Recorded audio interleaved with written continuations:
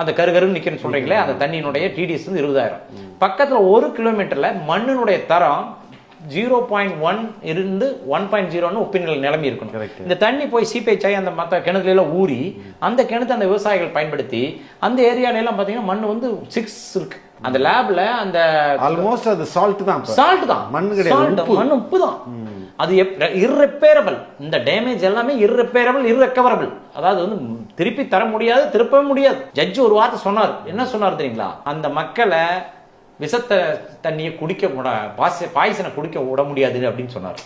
அந்த மாதிரி அவரே ஃபீல் பண்றாரு. அதாவது இந்த இப்ப பாத்தீங்கன்னா இது நாங்க போராடி வழக்கு அளவுக்கு வந்துட்டோம். இந்த வழக்கு நாங்க ஜெயிக்கலைன்னா இந்தியாவில் ஜனநாயகம் இல்லை, செத்தாச்சுன்னு சொல்லலாம். அந்த மாதிரி ஒரு சூழலை. விவசாயம் பாதிக்கப்படுதா? பக்கத்துல விவசாயம் இருக்கு, செமி அர்பன். இது வந்து பாத்தீங்கன்னா கொஞ்சம் லேபர் கம்யூனிட்டி இருக்காங்க, பிளஸ் விவசாய கம்யூனிட்டி இருக்காங்க. ஒரு எல்லாம் மாடு ஆடு ட்ரை கிராப்ஸ் பண்ணக்கூடிய இதுதான். இந்த தண்ணியெல்லாம் இருந்துச்சு, முதல்ல நல்லா தண்ணியெல்லாம் இருந்துச்சு. அப்படியே அந்த ஏரியாவில் ஓரளவுக்கு மழை பெஞ்சா மானாவாரி அதான் அப்படியே பயிர் இருந்தாங்க. பால் கறந்து ஊற்றுறதுக்கு இந்த டவுனில் அவங்க சார்ந்திருக்கிற மக்களுக்கெல்லாம் பால் சப்ளை பண்ணுறவங்க.